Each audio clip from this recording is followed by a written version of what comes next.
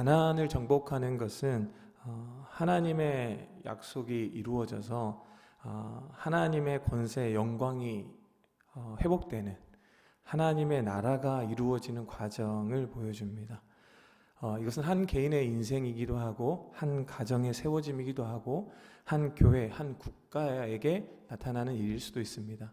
하나님의 나라 그리고 그분의 권세, 그분의 영광이 충만한 것이 회복되는 것을 이야기하는 것이죠. 그래서 로마서 14장 17절 말씀, 우리 유명한 말씀이죠. 함께 읽겠습니다. 하나님의 나라는 먹는 일과 마시는 일이 아니라 성령 안에서 누리는 의와 평화와 기쁨입니다. 아멘. 자, 여기서 먹고 마시는 것이 아니라고 합니다. 먹고 마시는 것이 무엇입니까? 물질적인 것, 보이는 것이 아니라는 것이죠. 세상적인 것이 아니라는 것입니다. 의와 평강과 희락은 무엇입니까? 돈 주고 살 수 없는 것입니다. 하지만 더 중요한 것이죠. 하나님의 나라인 것이죠. 여러분, 사탄이 하는 일이 무엇입니까?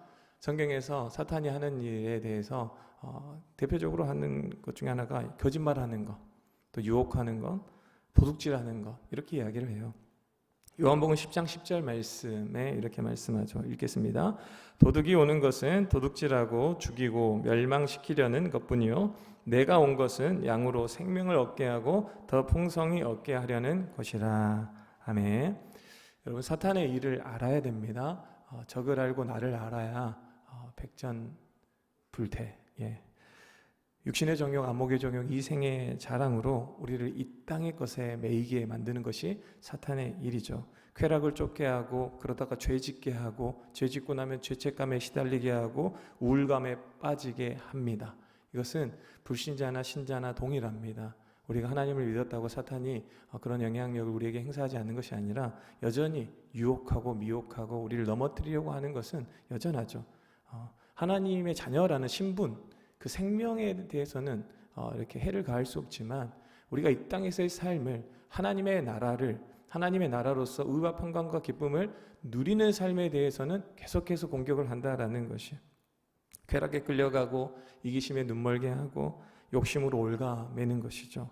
미래에 대한 염려와 걱정으로 짓누르는 일을 합니다. 그 가운데 두려움과 불안함, 평안이 아니라 두려움과 불안함 속에서 살게 만들죠. 그래서 평안을 빼앗기고 도둑질 당하는 거죠. 기쁨을 빼앗기고 도둑질 당하는 거예요. 소망을 빼앗기고 꿈을 빼앗기고, 이 꿈은 나의 꿈이 아닙니다. 하나님의 자녀가 되는 순간 내가 하나님의 나라라면 하나님께서 나를 통해서 이루실 하나님의 계획과 뜻이 있는데 그 뜻과 계획이 이루어지지 않는 삶으로 우리를 끌어내린다라는 거예요. 그리고 우리 입술에서 감사와 찬송을 빼앗아가는 것이 바로 사단이 도둑질하는 것들입니다. 결국 사단의 목적은 무엇이냐면 하나님과 멀어지게 만드는 것입니다. 하나님을, 예수를 영접하되 예수님과 관계없는 삶을 살게 만드는 것, 이런 것과 같은 거예요. 우리가 하나님의 나라, 그래서 우리의 자유와 평강과 기쁨을 누리는 것을 방해하는 악한 원수가 있다라는 것, 그리고 그 원수를 정복하고 우리가 하나님의 나라를 누리며 사는, 성령 안에서 누리는 삶을 살 수 있도록 예표로, 상징으로 보여주는 것 중에 하나가 가나안 정복이죠. 가나안 정복의 의미는 여러 가지가 있을 수 있지만 하나님의 나라적인 관점으로는 이런 의미가 있을 수 있습니다. 베드로전서 5장 8절 말씀 함께 읽겠습니다. 근신하라, 깨어라, 너희 대적 마귀가 우는 사자같이 두루다니며 삼킬 자를 찾나니. 아멘. 여러분, 악한 원수는 결코 만만한 상대가 아닙니다. 사자 같은 존재입니다. 하나님은 우리를 양으로 보내세요. 이 땅에서 양으로 살아가라고 하십니다. 그리고 악한 사탄은 그가 우는 사자와 같다라고 이야기를 하죠. 이스라엘의 입장에서 이 가나안 족속들이라고 하는 것, 그들의 성들은 결코 쉬운 성이 아니었습니다. 정복하기 쉬운 성이 아니었죠. 그리고 고대 시대의 공성전이라고 하는 것은 공성을 하는 입장에서는 이미 상대적으로 어려운 환경에서 가는 것입니다. 왜요? 성 안에 있는 사람들이 상대적으로 유리한 상황이거든요. 가나안은 늘 싸우는 족속이었어요. 남과 북이 갈라지고 족속들이 나눠져서 전쟁에 능한 족속이었고, 특별히 오늘 말씀에 나온 여리고성은 한 번도 정복이 되지 않았던 성, 난공불락의 성이었죠. 여리고성은 연구하는 사람들에 의하면 정말 물리적인 힘으로는 무너뜨릴 수 없는 구조였다고 그래요. 언덕의 경사가 이중벽이고 두께가 8m래요. 벽의 두께가. 그리고 6m. 하나는 6m, 하나는 8m. 그리고 성벽 위에 집을 짓고 살 정도로 철통 같은 난공불락의 성이었다. 그런데 이 여리고 한 번도 정복되지 않은 사람들이 지금 이스라엘과 전쟁을 하기에 앞서서 어떤 상태였냐면 6장 1절에 보면 이렇게 말씀을 해요. 여리고 성은 이스라엘 자손을 막으려고 굳게 닫혀 있었다라고 이야기를 합니다. 출입도 금했다라고 얘기를 해요. 혹시나 그 틈을 타서 누군가가 들어올까 봐. 여리고는 방심하지 않습니다. 자만하지 않죠. 경계합니다. 틈이 없어요. 그게 무슨 말씀이냐면 이스라엘로서는 이스라엘이 가진 물리적인 힘으로는 전략으로는 여리고성은 정복 불가의 성이었다라는 거죠. 불가능이었어요. 불가능. 계산이 안 되는. 그런데도 하나님께서는 명하시죠. 명하십니다. 그리고 무엇을 약속하세요? 승리를 약속하십니다. 명하시되 승리를 약속하세요. 그런데 어떻게 전쟁에 임하는가라고 하면 하나님의 방식으로 하나님의 명령대로 임할 때 주어지는 승리다라고 이야기를 해요. 여러분 야고보 사도가 영적 전쟁에서 승리하는 비결에 대해서 우리에게 이렇게 말씀했죠. 야고보서 4장 7절 말씀 함께 읽겠습니다. 그런즉 너희는 하나님께 복종할지어다 마귀를 대적하라 그리하면 너희를 피하리라. 아멘. 우리가 원수를 대적하는 비결, 하나님께서 가르쳐 주신 방식과 비결은 무엇이냐면 하나님의 말씀에 순종하는 것이래요. 하나님의 말씀에 순종해야 이기는 것. 인간적인 방식과 방법과 힘과 노력이 아니라 하나님께서 말씀하신 것은 그 말씀에 순종하라는 거예요. 그런데 이게 한 말씀이 아니라 성마다 말씀이 달라요. 왜 그럴까요? 그때마다 믿음이 필요하기 때문이에요. 그렇죠. 모든 성을 돌라고만 하면 여리고성 이후에는 너무 쉽습니다. 그런데 하나님의 말씀은 그때그때 다릅니다. 왜요? 순종은 믿음을 요구하는 거기 때문에. 경험이 아니라 믿음입니다. 경험을 요구하는 게 아니라 믿음을 요구하는 것이기 때문에 그때마다. 자, 우리가 순종으로 마귀를 대적할 때 마귀는 달아난다라고 이야기를 해요. 그러니까 우리가 집중해야 될 건 사실 마귀 사탄이 아니라 하나님의 말씀이죠. 하나님의 말씀에 집중하고 순종하면 마귀의 일은 우리에게서 멀어지는 것입니다. 그래서 하나님의 나라를 누리는 것은 누구에게 허락되는가?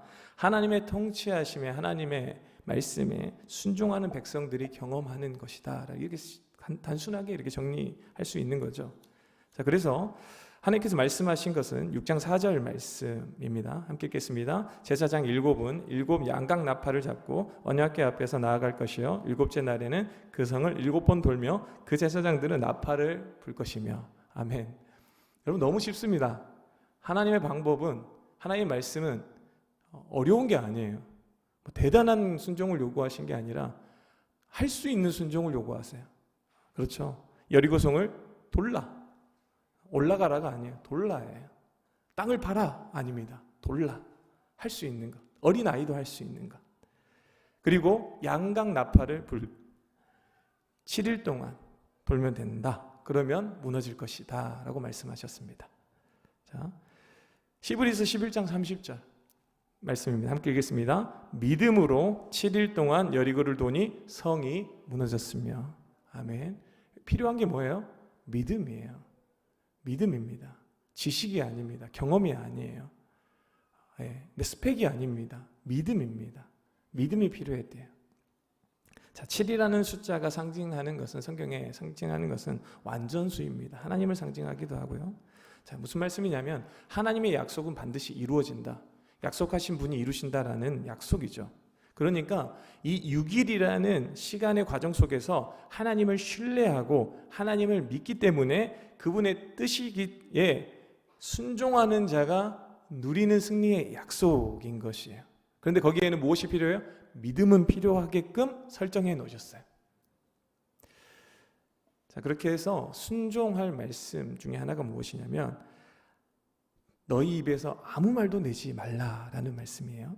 여호수아 6장 10절 말씀 함께 읽겠습니다. 여호수아가 백성에게 명령하여 이르되 너희는 외치지 말며 너희 음성을 들리게 하지 말며 너희 입에서 아무 말도 내지 말라. 그리하다가 내가 너희에게 명령하여 외치라 하는 날에 외칠지니라 하고. 너희 입에서 아무 말도 내지 말라는 것을 다른 번역 성경에 보면 속닥거리지도 마십시오라는 말. 뭐라고요? 속닥거리지도 말이에요. 그러니까 이 일에 대해서, 이 문제에 대해서, 이 사건에 대해서 누구와 옆에 사람하고 심지어 가족이라 할지라도 이 일 가지고 인간적인 생각으로 지금 하나님이 시킨 이 말씀에 대해서, 명령에 대해서 평가하고 판단하지 말라는 거예요. 그리고 지금 이렇게 계속해서 돌아야 되는 이 상황에 대해서도 인간적인 감정을 드러내지 말라는 거죠. 무슨 말씀이냐면 인간적인 감정이 안 올라올 수는 없잖아요. 그렇죠? 네. 여러분 서로 어떤 말을 주고받았을까요?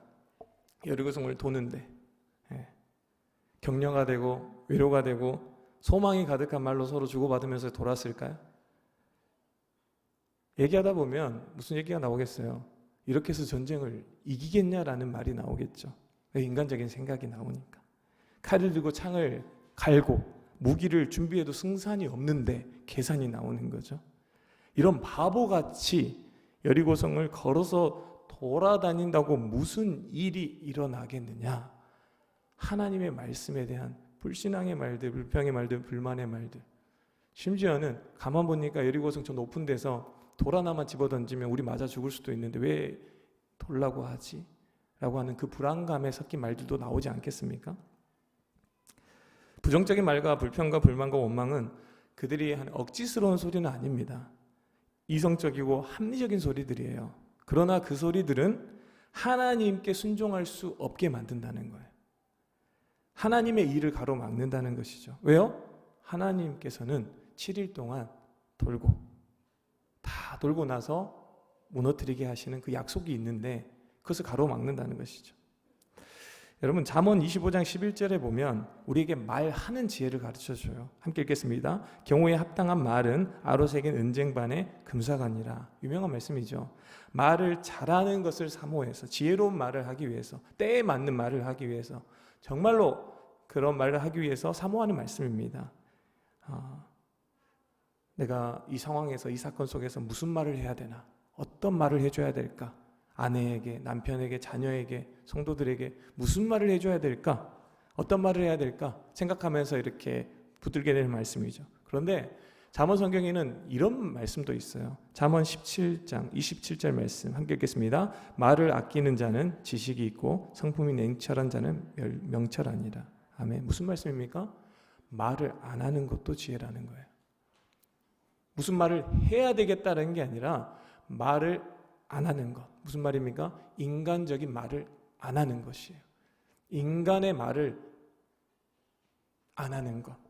그래서 여리고성의 전쟁의 승리 비결은 침묵 가운데 주어지는 승리입니다. 침묵할 때, 말을 안 하는 순종을 할 때, 부정적인 말, 불신의 말, 이성적인 말, 합리적인 말, 인간적인 계산 이런 얘기들을 안 할 때, 안 하는 것에 믿음으로 순종할 때 그 시간이 차면 이제 응답하시는 순종이죠.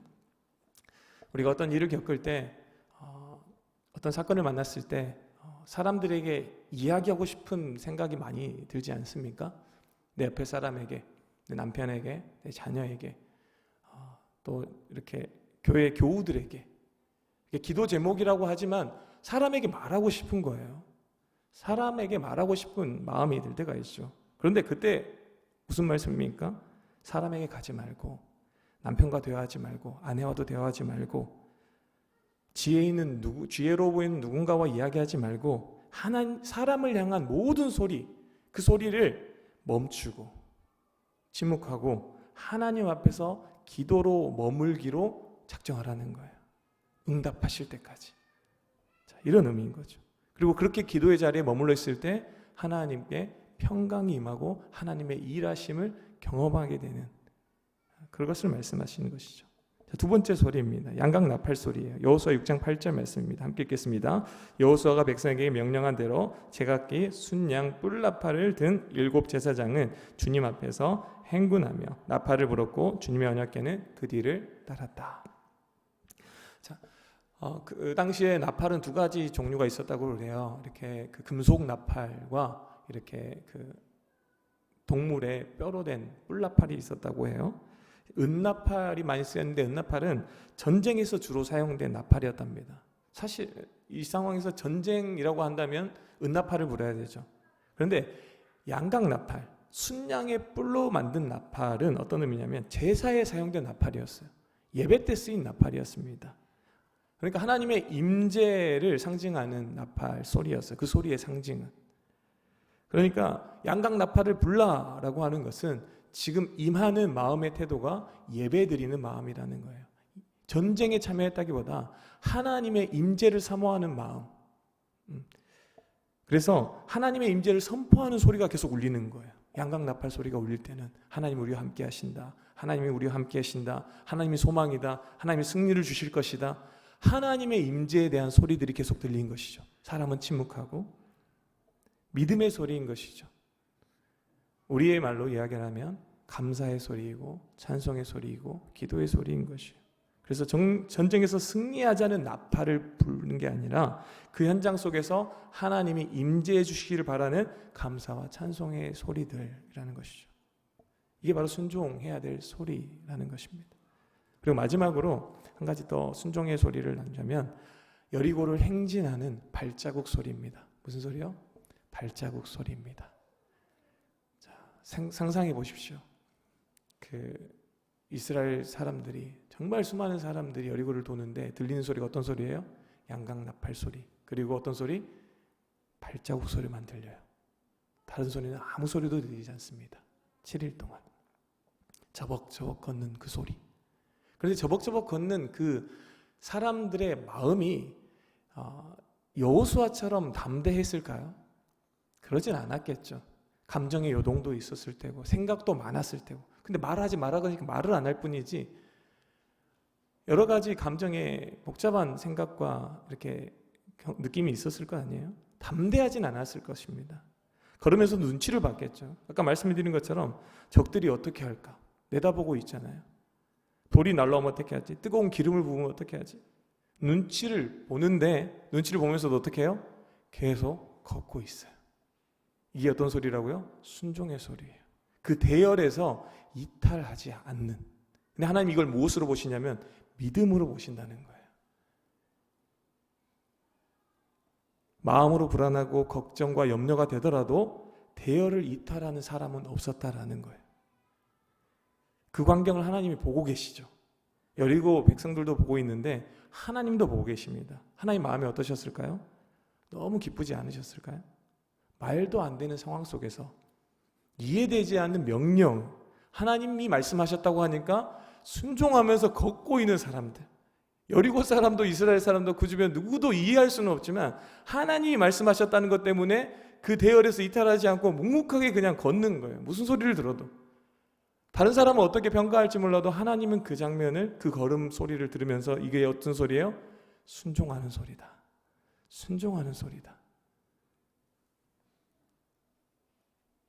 그 걸음의 마지막에 무너지는 여리고 성을 보여주십니다. 여러분, 발자국 소리는 어떤 소리입니까? 내 감정과 내 생각과 내 아이디어를 따라가는 걸음이 아니라 하나님의 말씀을 따라 걷는 그 걸음 가운데서 나오는 순종의 소리인 것이죠. 하나님께서 기뻐하시는 선택을 하고 하나님께서 기뻐하시는 자리에 있고 하나님께서 기뻐하시는 말을 하고 행동을 하는 그 믿음의 걸음 가운데, 그 선택과 결정 가운데 행함으로 머무는 그 자리에 있는 것만 봐도 하나님은 기뻐하시고 응답하신다니까요. 놀랍지 않습니까?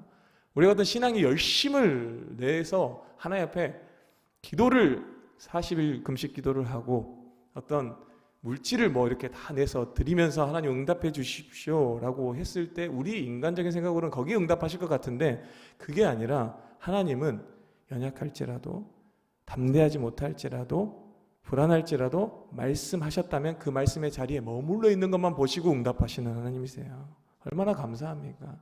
순종의 자리에 있기만 해도 하나님은 응답하신다는 거예요. 여러분, 오늘 우리들의 삶의 소리를 점검해 보셨으면 좋겠습니다.